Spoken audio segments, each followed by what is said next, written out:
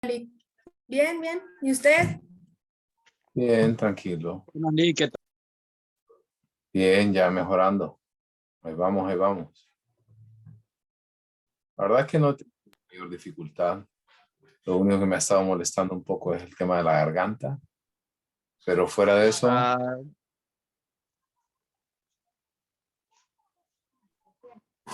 eso, como que sin nada.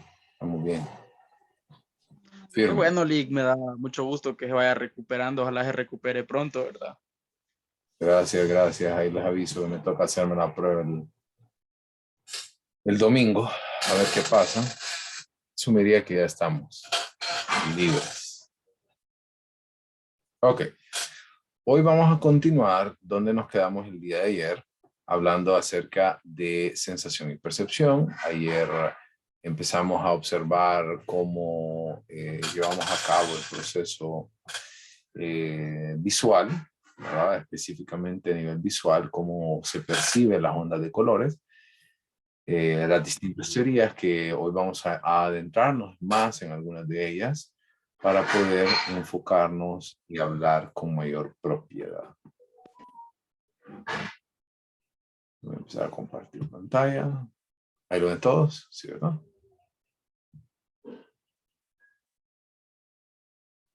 Ok. Entonces, si quieren, ya ahora pueden ir apagando su video y aprovecho y un segundito. Envío el enlace de la lista de asistencia. Un segundo.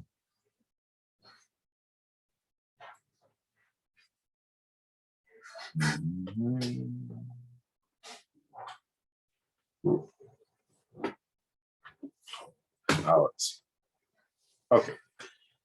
Hablábamos ayer con respecto al ojo, ¿verdad? Que es el órgano que percibe todos los datos sensoriales visuales y cada una de sus partes, por dónde entra la luz, cuál es el recorrido que lleva y hacia dónde lleva esta información también.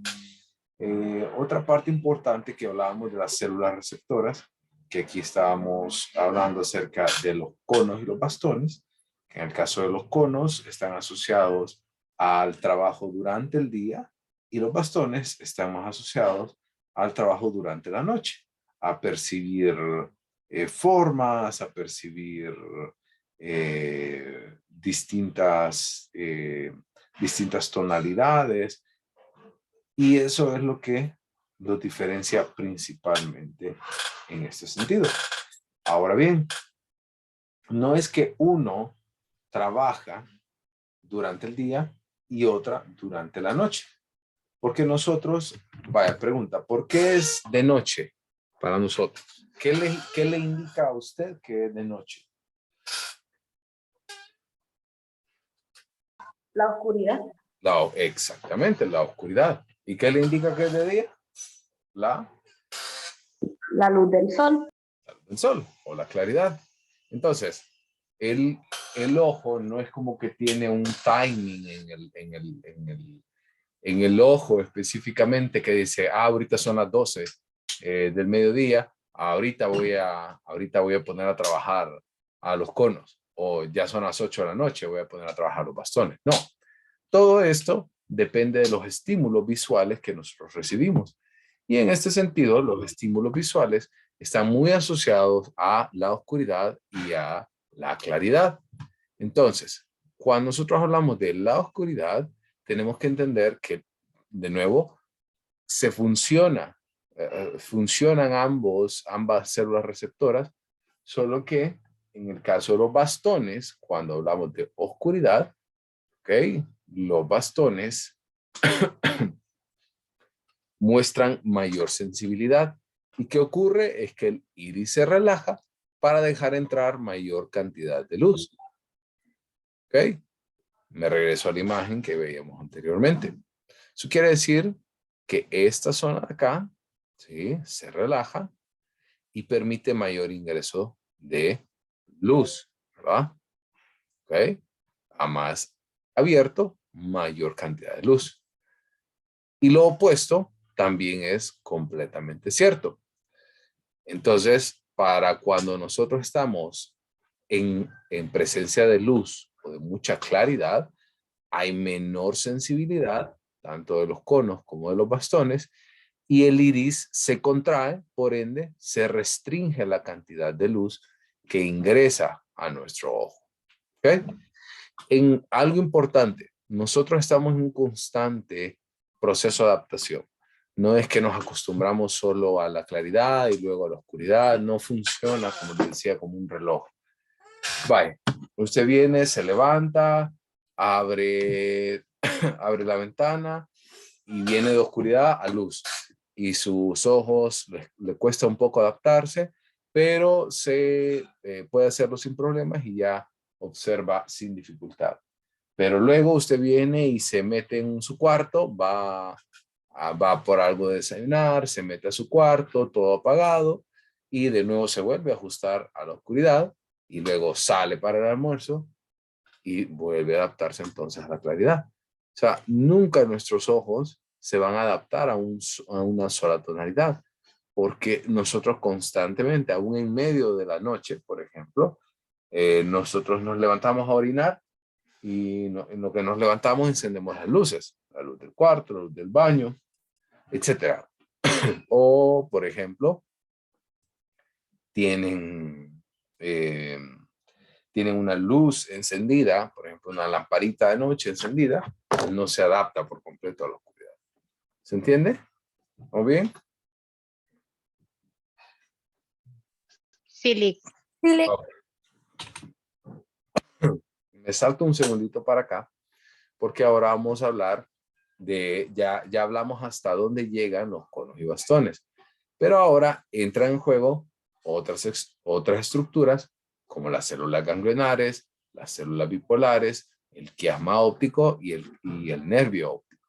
En este caso, como ustedes pueden observar en esta gráfica, la luz, esta es la dirección que lleva, ingresa y el primer receptor que nosotros tenemos es la célula ganglionar. ¿Ok? Ese es el primer filtro. La célula ganglionar sirve como una especie de agente de tránsito, donde empieza entonces a llevar la información a las distintas células bipolares. ¿Y por qué hablamos de una célula bipolar? Porque literalmente solamente tiene su función, permítanme. Perdón. Su función es conectar directamente la célula ganglionar con los conos o con bastones. Entonces, una vez que nosotros llevamos esta información de la célula ganglionar a la célula bipolar, entonces la célula bipolar va a transmitir la información, ¿verdad? Y va a enviarla hacia los bastones y hacia los conos, los cuales van a responder transmitiendo información a las células bipolares.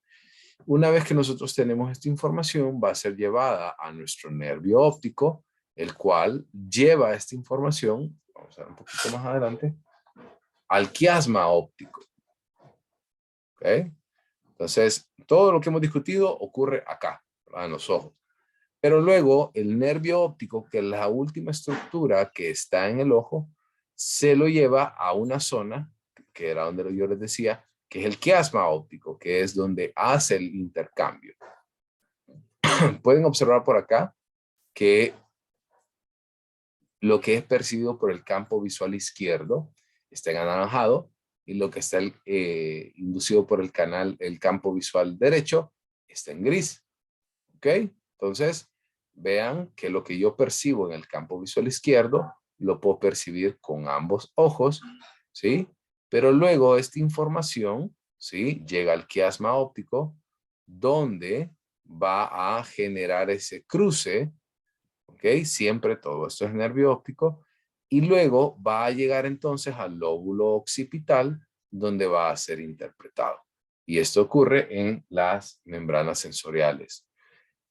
Del otro lado es igual. El campo visual derecho es percibido por ambos ojos, los cuales llevan por medio del nervio óptico hacia el quiasma óptico, se realiza el intercambio y luego se lleva la información hacia el lóbulo occipital izquierdo, donde es interpretado. ¿Está bien?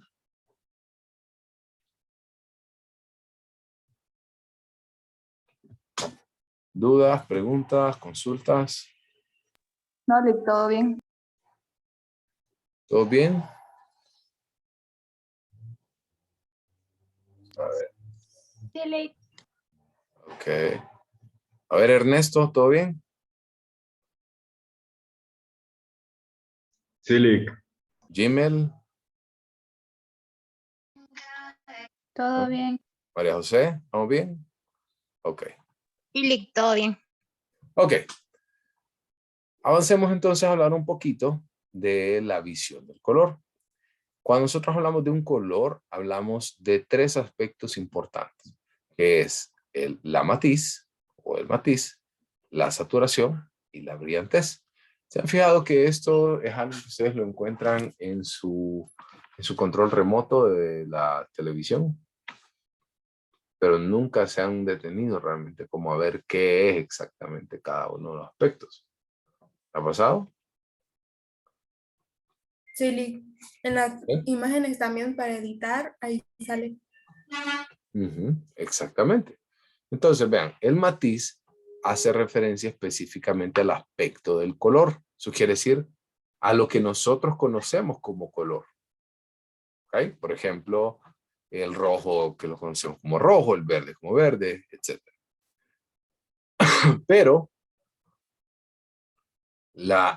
perdón, la siguiente, que es la siguiente zona, que es la saturación, tiene que ver con la brillantez o con la viveza o riqueza de un matiz.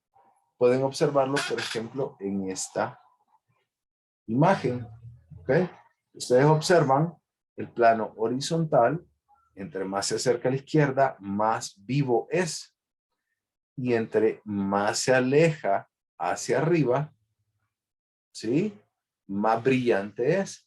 Porque entre lo más cercano a la brillantez es el color blanco. O sea, si nosotros siguiéramos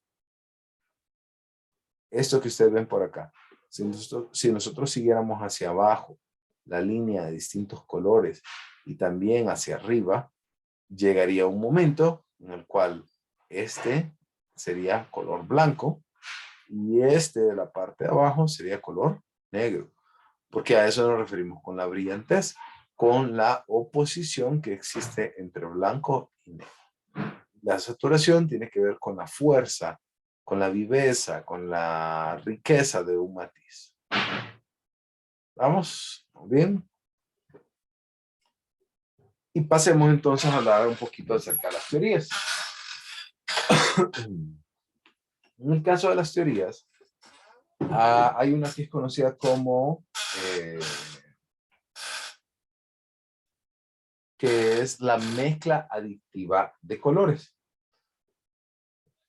La mezcla adictiva de colores plantea que si nosotros mezclamos diferentes longitudes de onda, nosotros vamos a tener diferentes matices. Por ejemplo, si yo mezclo el rojo y el azul, me da un color.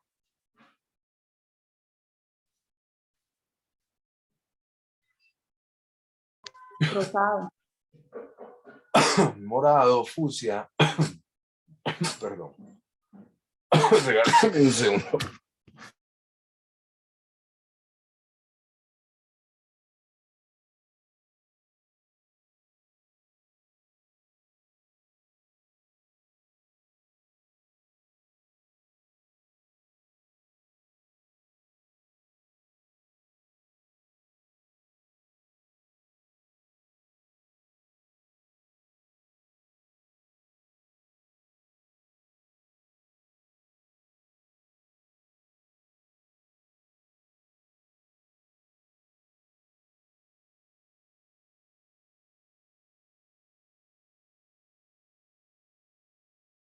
Solo regálenme un segundito, me atoré.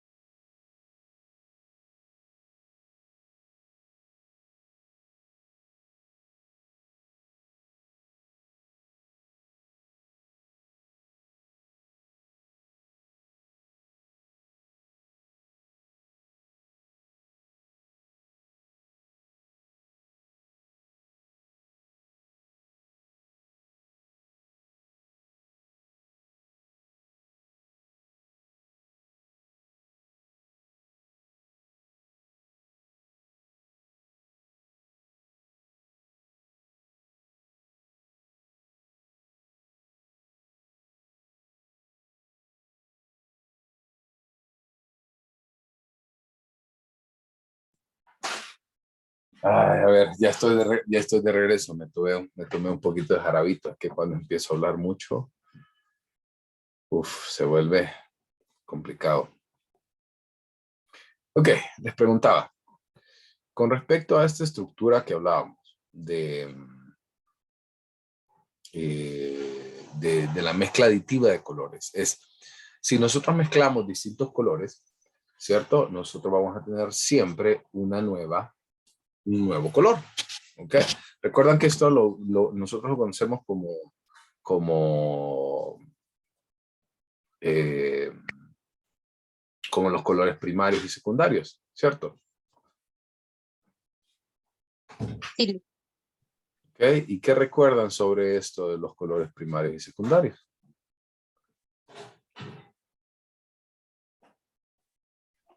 Que los colores primarios son los que se pueden mezclar, creo, con otros colores y pues los secundarios, ¿no? Bueno, también, en este sentido, Creo que más que todo es que a partir de los colores secundarios se pueden crear todos los colores secundarios. exactamente. Y también a partir de ello, también nosotros podemos mezclar los colores primarios y secundarios y obtener terciarios también. No sé si ustedes recuerdan esto. Y esa es la teoría que nosotros hemos como entendido a partir de toda esta situación. Y lo que nos interesa a partir de esto es que nosotros debemos de entender de que los colores, en teoría, a partir de la mezcla aditiva de colores, tiene que ver nada más con la mezcla de matices y esto nos da nuevos colores.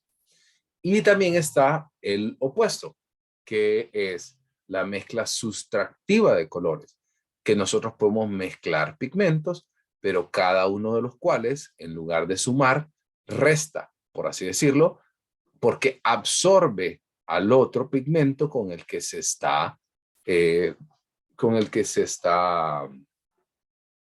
mezclando para poder entonces llegar a un nuevo matiz. Y la mezcla de los colores primarios, de los pigmentos o matices primarios, absorbe todas las longitudes de onda. Eso quiere decir, en lugar de ver como suma, ¿sí? Vamos a tener más bien una resta entre colores. Y si nosotros llegáramos a mezclar los tres colores en la mezcla sustractiva, nos da el color negro. Y en la mezcla aditiva, si nosotros llegamos a unir el verde, el azul y el rojo, nos daría un blanco, más bien. Es interesante. De nuevo, estas son teorías nada más. No hay nada... o sea, no hay nada que les diga yo cuál es la teoría correcta, ¿verdad? ¿Okay? Tenemos otras dos teorías que son conocidas como la teoría tricromática, en la cual nosotros no percibimos distintos colores. El único tipo que nosotros tenemos y que podemos responder es a la luz roja, verde o azul. Y lo que nosotros vemos son los demás colores, el anaranjado, el amarillo, el negro, el blanco, son combinaciones de estos tres. El siguiente, que es la teoría del proceso oponente, habla que los receptores son especializados para responder a cualquiera de los tres pares. En este caso, en lugar de ser solo tres matrices, en lugar de solo ver las tres matrices, vamos a ver que hay tres pares de matrices. Y en este sentido, lo interesante es que nosotros reconocemos que responden de manera diferente, ¿sí? Porque son como antagonistas, como por ejemplo el rojo y el verde están asociados específicamente con la manera que el individuo tiene de poder contemplar el color rojo-verde. El color rojo-verde es como una manera de ver las cosas muy puntual en este sentido. Y también en el caso de el otro tipo de combinación, que es el amarillo-azul y el negro-blanco, guardan todos la misma, todos guardan la misma, ¿cómo les puedo decir? La misma similitud, que son uno es oscuro y el otro es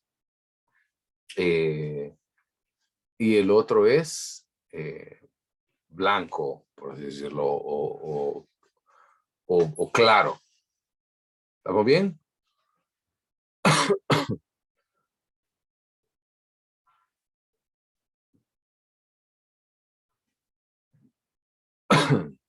Sí, Lick. Ok.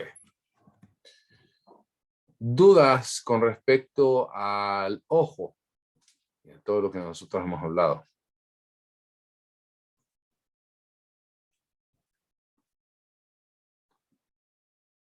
¿Dudas, preguntas, consultas?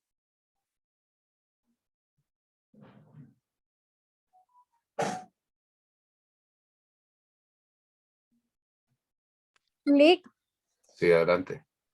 yo tengo como una incógnita, que a veces no sé o qué diferencia tendrá porque a veces nosotros, o sea, miramos un color un color, uno lo mira de una forma, otro mira otro color y estamos viendo el mismo color, pero uno lo mira de una forma y otra de otra. Usted me está hablando del famoso vestido que si era azul, que si era rosado, ¿se acuerdan? Sí, sí, me acuerdo de eso, pero no, yo hablo de que a veces uno dice, no, ese color es azul, no que es verde, y estamos viendo el mismo color, pero lo percibimos de diferentes formas. Ah, ya, ahora ya lo entendí. No, eso tiene más que ver con los matices que nosotros observamos en términos de las distintas tonalidades. O sea, recordemos que los matices como el verde, el azul, si tienen una saturación o una brillantez parecida, nos pueden confundir. Sobre todo también porque nadie se ha dedicado o nadie como que se ha puesto a enseñarnos a nosotros y decir, no, yo es así, es asá. Por ejemplo, yo les mostré esto, les mostré aquello. O sea, nadie les dijo, vamos a hacer esto, nadie les enseñó, este es el tipo de color, ¿cierto? Entonces, por ahí podemos encontrar algún tipo de Lick, dificultad. y con las personas daltónicas, ¿qué pasa? Creo que ellos son los que todos lo miran de color rojo, ¿verdad? Fíjese que no es rojo específicamente, sino que lo que ellos ven son distintas tonalidades son distintas tonalidades, como por ejemplo, en el caso del color rojo, lo pueden observar como oscuro, pero de repente no lo ven como rojo con la misma brillantez que nosotros pudiéramos observarlo, por ejemplo. ¿Ok? Esa es una de las grandes Ok, diferencias. Lick. No es que ven de un solo color realmente, sino que lo que se puede observar realmente es que la persona simplemente ve distintas tonalidades. Como han visto esos filtros de Instagram o de cualquier otro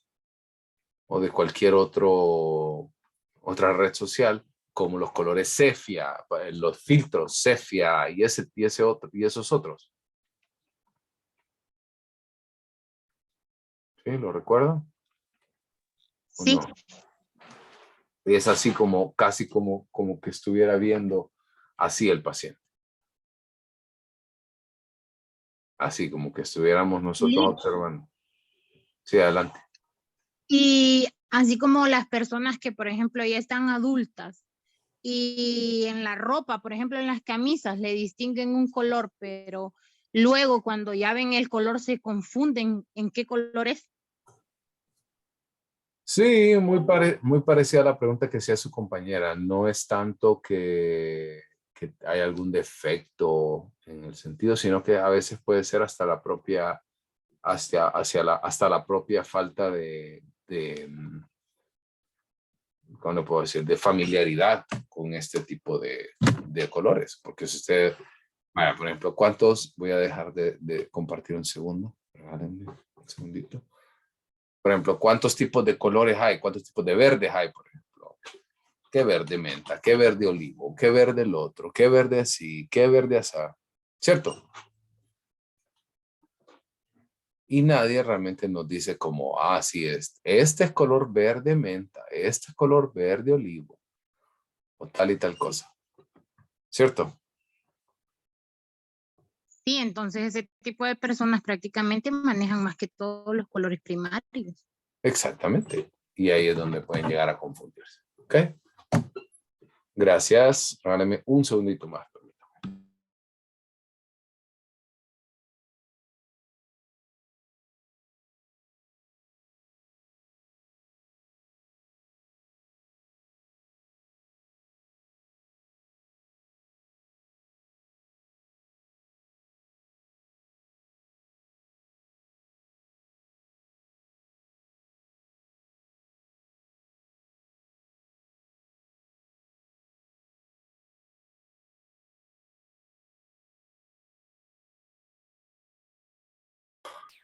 Solo regálame un segundito que estoy teniendo dificultades técnicas.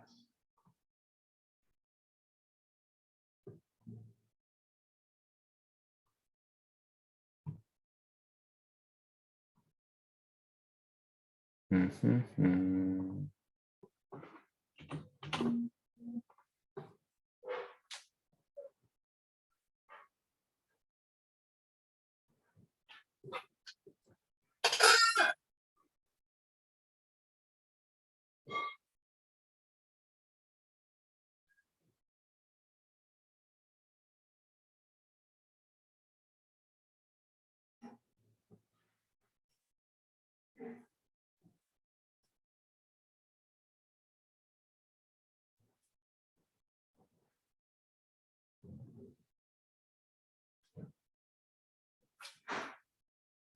Ok, ahora sí.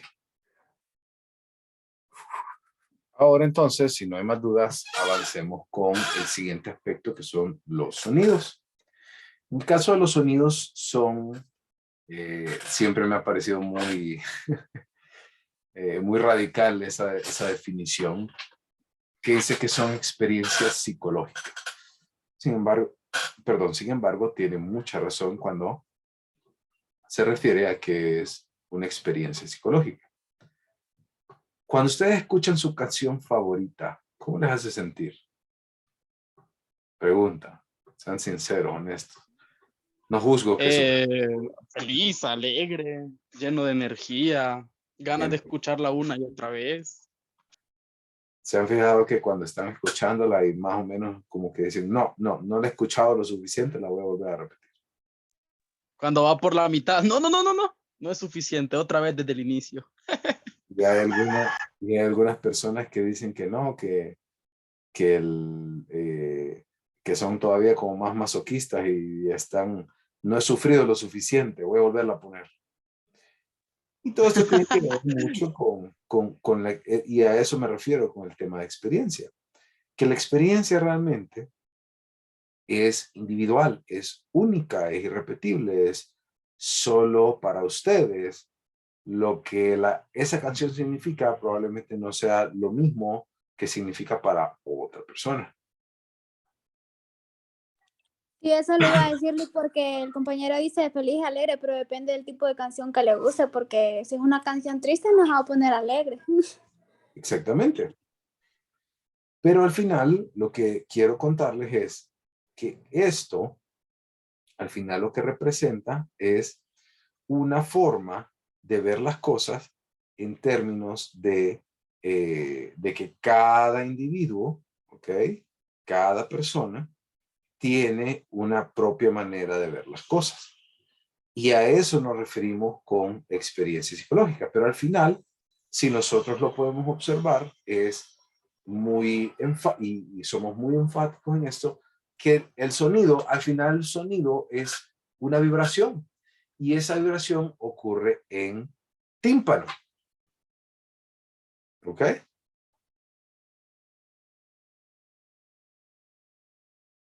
¿Va bien? Soy Lick. Ok.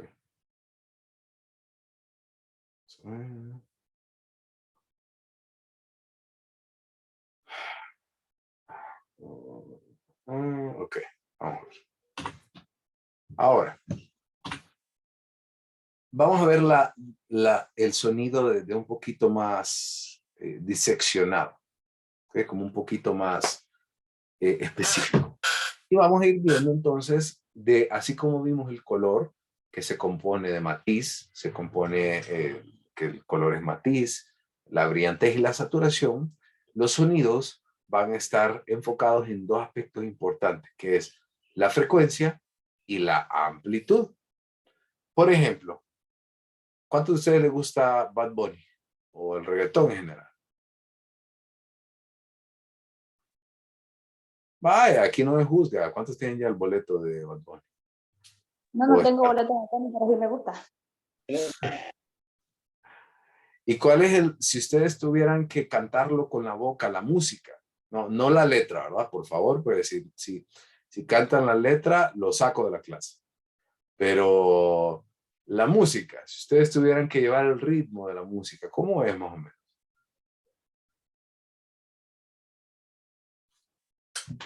Ay, pusieron el chat. Ay, me gusta Bad Bunny, pero soy pobre. Y aquí me pusieron carísimo, ¿no? Un amigo de Panamá me dijo que pagó $400 por su boleto. Así que,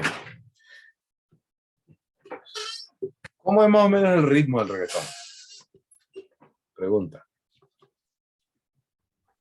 Algo así como... Y así son todas las canciones, ¿no? Sí. Entonces, ese ritmo como pum, pum, pum, pum, tum, tum, tum, tum.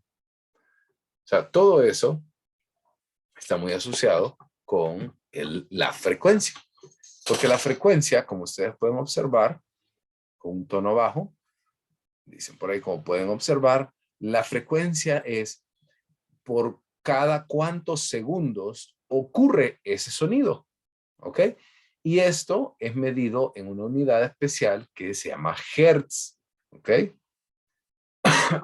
Y la frecuencia está muy asociada, perdón. Y la frecuencia está muy asociada con la altura tonal. Con esto nos referimos, por ejemplo, imagínense que este instrumento musical, ¿verdad? Desarrolla un sonido y este sonido es el tiempo, esto que ven aquí que se llama ciclo, esto es el sonido que ocurre durante un segundo. Y luego la amplitud, que ese es el otro componente del sonido, es la magnitud de la onda. Eso quiere decir lo que determina el volumen. Quiere decir, la frecuencia está asociada con el tipo de sonido y la amplitud con el volumen de ese sonido. ¿Entiendes? ¿Estamos bien? Por aquí. Ahora, muy bien. Ahora avancemos a la parte ñoña, por así decirlo. Ya la parte donde nosotros empezamos a observar cómo es esas ondas sonoras, cómo se interpretan en nuestro cerebro. Y vamos a ir por partes, porque aquí hay un oído externo, que vamos a empezar. Esta es la figura 1, por así decirlo. Esta es la figura 2. Esta es la figura 3. Y esta es la figura 4. ¿Ok?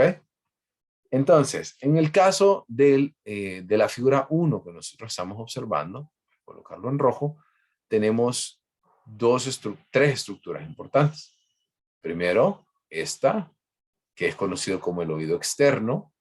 Esta, que es conocido como el oído medio. Y ya a partir de aquí, todo lo que ocurre es el oído interno. Una vez que nosotros percibimos el sonido, de nuevo la vibración que nosotros estábamos viendo, la vibración es captada por el pabellón de la oreja. El pabellón de la oreja es toda la parte externa de nuestro oído. ¿Okay?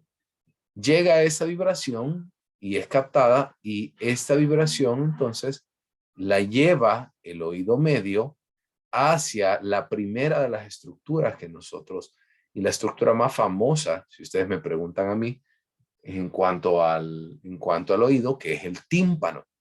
¿Ok? Pasémonos a la imagen 2.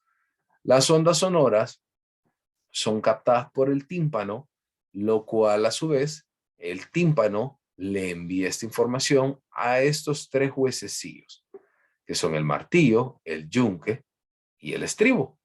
Y reciben su nombre, y como ustedes lo pueden observar, porque literalmente esas figuras parecen un martillo, un yunque y un estribo. ¿Ok? Sí, un martillo, como que si fuera un yunque, ¿sí? Y este es un estribo, ¿no? Como de caballo, ¿no? Estas tres estructuras llevan la información desde desde el tímpano y funcionan como un receptor y lo llevan a la siguiente estructura. Estamos hablando de esta parte de aquí, que es la cóclea. La cóclea realmente es como por decirles, la estrella del sistema auditivo. Porque dentro de la cóclea, que es esta figura que es como tipo caracol, pueden observar, dentro de este espacio, vámonos a la figura 3, existen como si nosotros estuviéramos dentro de la cóclea como un líquido. ¿Ok? ¿Les ha pasado cuando van a meterse a la piscina, al mar, que se les mete agua y ustedes escuchan como...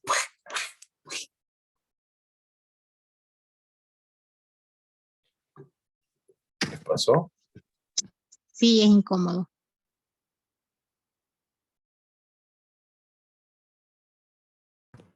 Entonces, esta situación es muy importante porque la cóclea tiene, y esta es como una visión, lo que nosotros estamos viendo acá, como una visión más especializada. Entonces, empieza esa vibración sonora, hace que el líquido se agite en la cóclea y nosotros comprendamos eso como un sonido. Las distintas vibraciones van a hacer que el líquido se agite y ese líquido agitado es lo que nosotros interpretamos como sonido. La cóclea entonces nosotros lleva la información a través del nervio auditivo hacia la corteza auditiva que se ubica en el lóbulo temporal. ¿Estamos bien? ¿Dudas?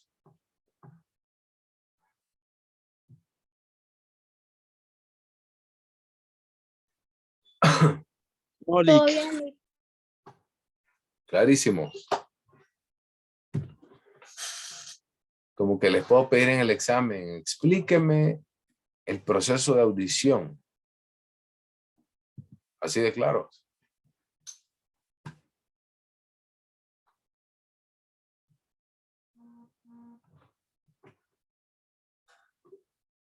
¿O no?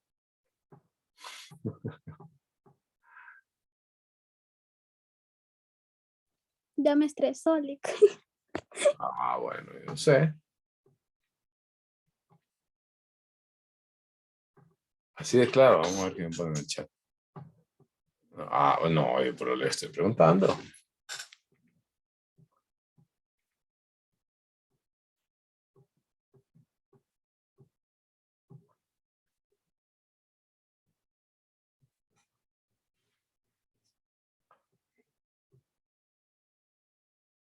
Ok. Entonces, vamos a ver.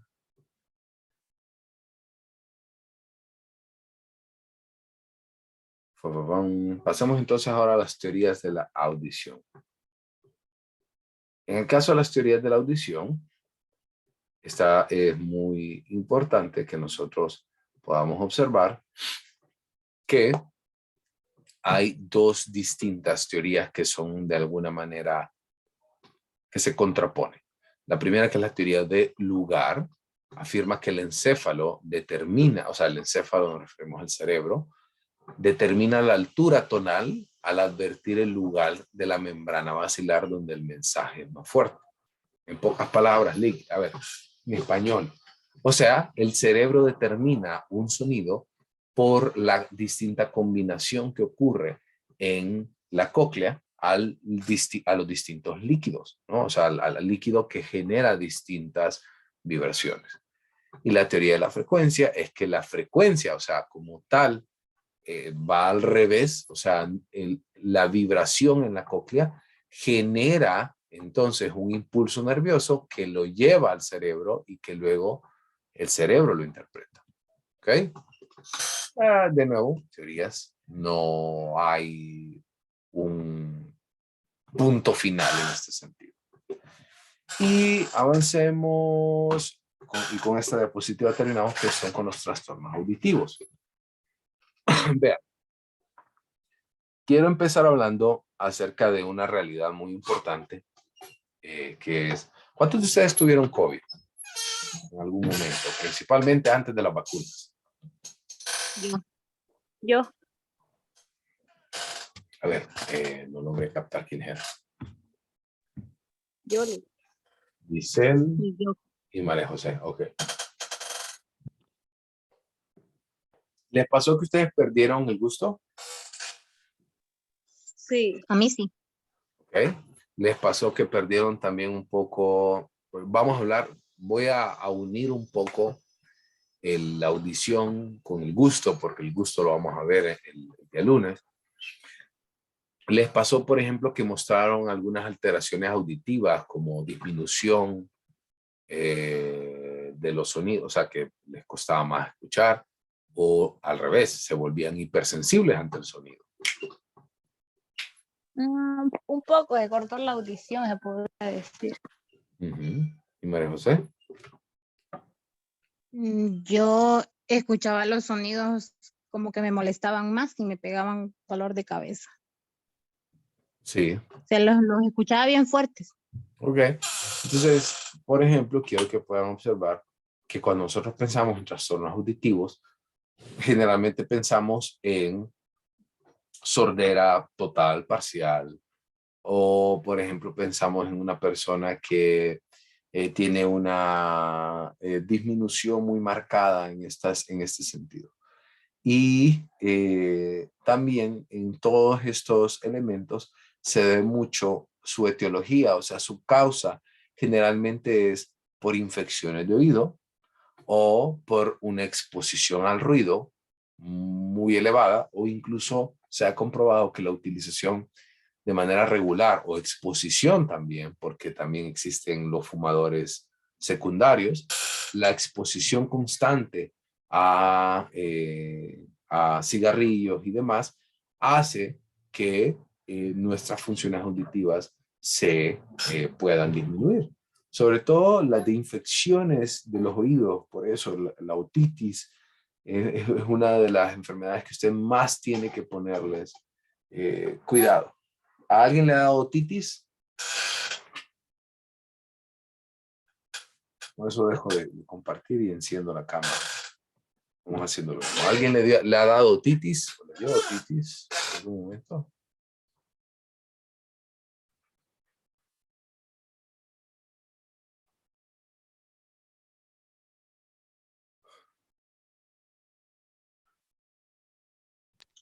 La verdad no le gastaba y escucho enfermedad. Sí. Otitis es la inflamación del oído. Y resulta... Ok. Y vean, el oído también es una de las estructuras también más importantes en términos de equilibrio. Por ejemplo, o a alguien le ha dado una infección de oído. ¿No? Nunca. A Leslie creo que por ahí sí. Leslie, ¿usted le pasó que cuando le dio la infección de oído, o sea, la audición obviamente estaba alterada, pero qué otra o qué otra faceta usted vio interrumpida? Misma infección en las amígdalas, sí. También de un solo, el mismo, el oído y las amígdalas. Y le pasó que cuando usted estaba con la infección, que le costaba, por ejemplo, que se sentía un poco mareada, o que se sentía como que no se podía parar, o que le costaba caminar, coordinar, etc.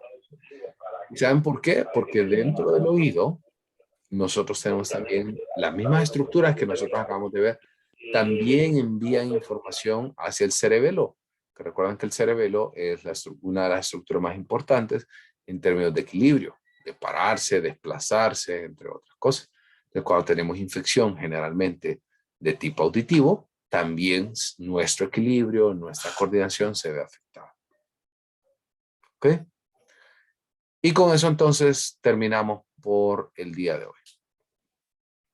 Nos veremos el día lunes, ahí el lunes siempre de manera virtual. Yo el día lunes ya espero tener claridad del panorama para la siguiente semana. Cualquier duda, cualquier consulta, por favor, envíenmela a mi correo electrónico. ¿Verdad? Cualquier situación sobre alguna tarea también. Recuerden que hoy entregan la tarea del cuadro comparativo. Este fin de semana voy a estar ya revisando todas las tareas de la primera unidad para que ustedes vean sus notas hasta este momento. ¿Ok? Gracias y que pasen feliz tarde y feliz fin de semana. Gracias.